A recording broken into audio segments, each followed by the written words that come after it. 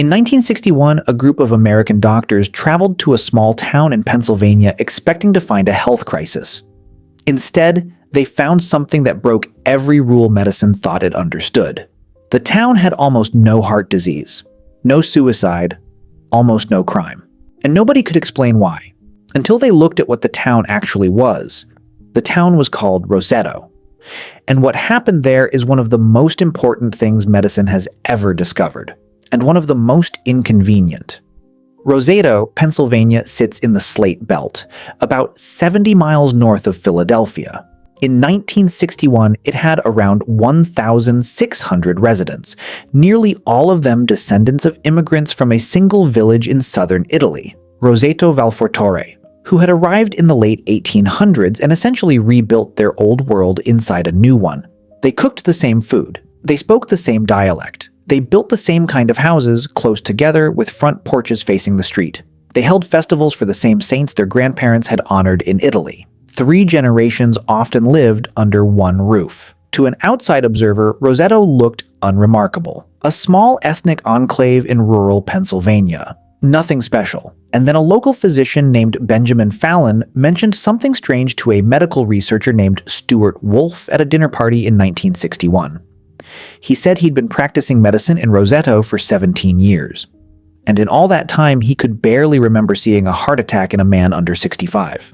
Wolfe didn't believe him. Heart disease in the early 1960s was killing American men at catastrophic rates. It was the leading cause of death. Men in their 50s were dropping. The medical world was consumed by it. And here was a doctor in Pennsylvania casually telling him that an entire town had somehow opted out. Wolfe decided to find out if it was true. What followed was one of the most meticulous medical investigations ever conducted on a living community. Wolfe and his colleague John Brune spent years in Roseto. They pulled death certificates going back decades. They interviewed residents. They conducted physicals. They ran blood tests. They mapped every death, every diagnosis, every hospitalization. The numbers they found were almost impossible to accept. In the United States in the early 1960s, the death rate from heart disease in men over 65 was roughly 40 per 1,000 per year. In Roseto, it was less than half that. Men in Roseto were dying of heart disease at roughly the same rate as women, which meant something was protecting the men specifically. Something was neutralizing the gap that existed everywhere else in America. There was no suicide in Roseto, no alcoholism, almost no crime. No one was on welfare. The elderly were not isolated in nursing homes. They sat at dinner tables and at the ends of streets and at the centers of things. Wolfe and Brune knew what the obvious explanations would be: diet, exercise, genetics, access to healthcare. So they checked all of them. The diet in Roseto was not what anyone expected. These were not people eating Mediterranean salads and olive oil. They had adapted their cooking to America. They were frying their sausages in lard. They were eating biscotti loaded with sugar. Their fat intake was between 41 and 47% of total calories, well above what any cardiologist in 1961 would have recommended. Exercise. Roseto's men worked brutal hours in the slate quarries nearby, but so did men in the surrounding towns. The same quarries, the same hours, the same physical labor, and those men were dying at normal American rates. Genetics. Wolfe tracked down the relatives of Roseto residents who had moved to other parts of the country. They had the same genes.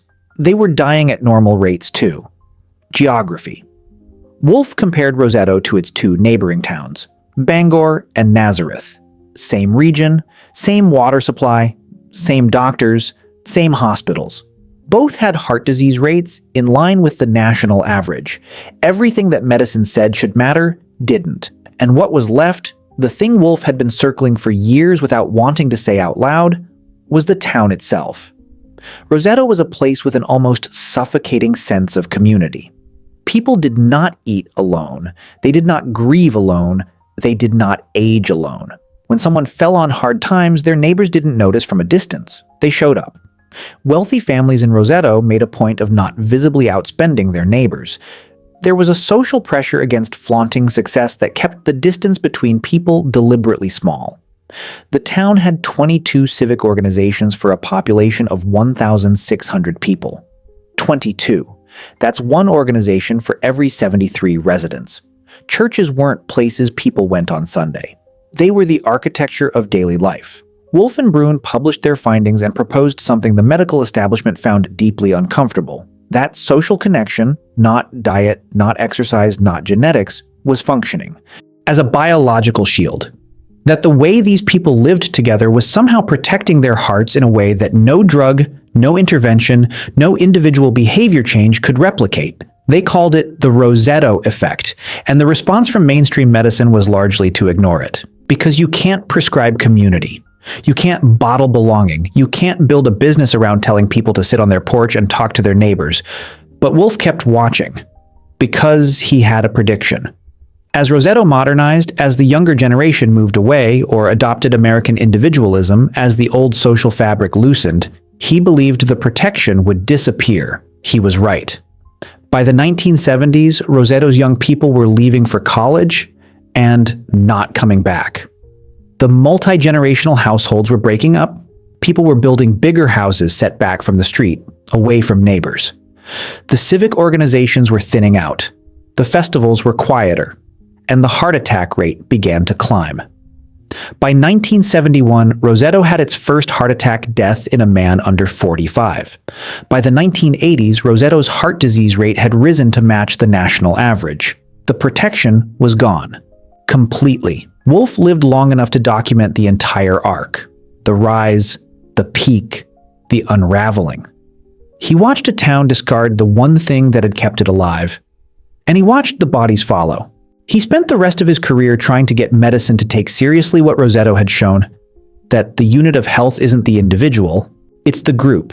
There is a concept in biology called allostatic load. It's the cumulative wear that chronic stress places on the body, on the cardiovascular system, on the immune system, on the hormonal system. Chronic stress doesn't announce itself. It doesn't feel like a heart attack coming.